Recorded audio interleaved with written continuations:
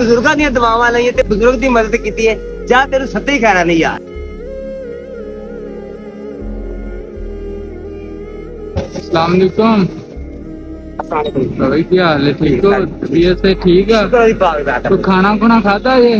ਉਹ ਬਸ ਯਾਰ ਗੱਲ ਇਹ ਆ ਕਿ ਘਰੋਂ ਨਿਕਲੇ ਆ अच्छा ਤੇ ਹਲੇ ਖਾਣਾ ਵਾ, अच्छा। ਤੇ ਜੇ ਕੋਈ ਮਿਲ ਗਿਆ ਤੇ ਠੀਕ, ਨੇ ਤਾਂ ਉੱਥੋਂ ਰੇੜੀ ਤੋਂ ਖਾ ਲਾਂਗਾ ਬਹਿ ਗਈ। अल्लाह खाना भी देवेगा इंशाल्लाह, अल्लाह रोजी भी देवेगा, सब कुछ देवेगा। ਖੁਸ਼ ਰਹਿ ਪੁੱਤ, ਤੇਰੀ ਦੁਆ ਹੀ ਬੜੀ ਮੈਨੂੰ, ਹਾਂ। ਤੇ ਤੂੰ ਬੜੇ ਇਮਾਨ ਨਾਲ ਮੈਨੂੰ ਦੁਆ ਦਿੱਤੀ। ਹਾਂ। ਖੁਦਾ ਤੈਨੂੰ ਬਰਕਤ ਦੇ, ਤੇਰੇ ਬਸ ਕਾਰੋਬਾਰ ਨੂੰ ਅੱਲਾਹ ਦਿੱਤਾ, ਤੈਨੂੰ ਜ਼ਿੰਦਗੀ ਦੇ ਤੇ ਹਮੇਸ਼ਾ ਦੀ ਬਰਕਤ ਦਾ ਫਰਮਾਏ। आमीन। ਅੱਲਾਹ ਨੂੰ ਤੇਰੀ ਇੱਜ਼ਤ ਦੇਵੇ ਯਾਰ। ਆਮੀਨ।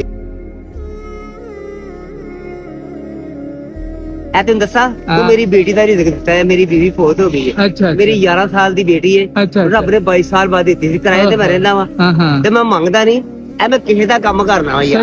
सही है चल, अल्लाह दी रोजी च बरकत पावे और एवें ਤੁਹਾਨੂੰ ਹਮੇਸ਼ਾ ਖੁਸ਼ ਰੱਖੇ। ਆਮੀਨ। ਤੈਨੂੰ ਵੀ ਤੇਰੇ ਮਾਪਿਓ ਨੂੰ ਹਮੇਸ਼ਾ ਦੀ ਜ਼ਿੰਦਗੀ ਅਤਾ ਕਰੇ। ਆਮੀਨ। ਤੂੰ ਬਜ਼ੁਰਗਾਂ ਦੀਆਂ ਦੁਆਵਾਂ ਲਈਆਂ ਤੇ ਬਜ਼ੁਰਗ ਦੀ ਮਦਦ ਕੀਤੀ ਹੈ, ਜਾਂ ਤੈਨੂੰ ਸੱਤੇ ਹੀ ਖੈਰਾ ਨਹੀਂ ਯਾਰ।